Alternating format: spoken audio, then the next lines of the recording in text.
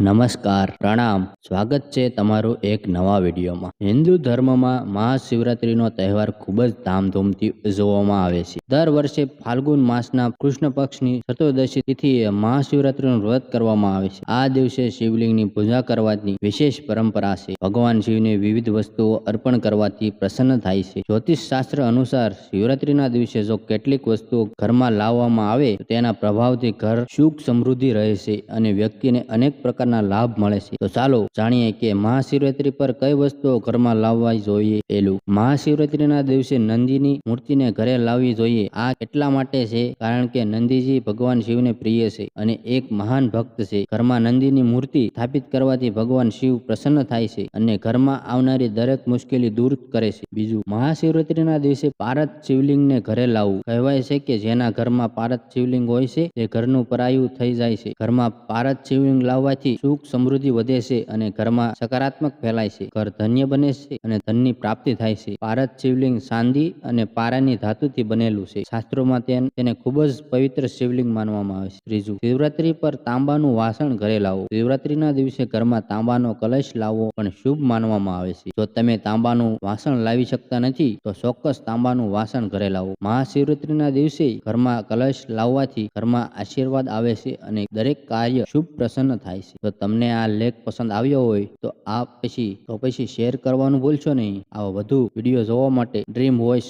2.1 સાથે જોડાયેલા રહો અને અમારી ચેનલને સબસ્ક્રાઇબ કરો અને બીજાને શેર કરો।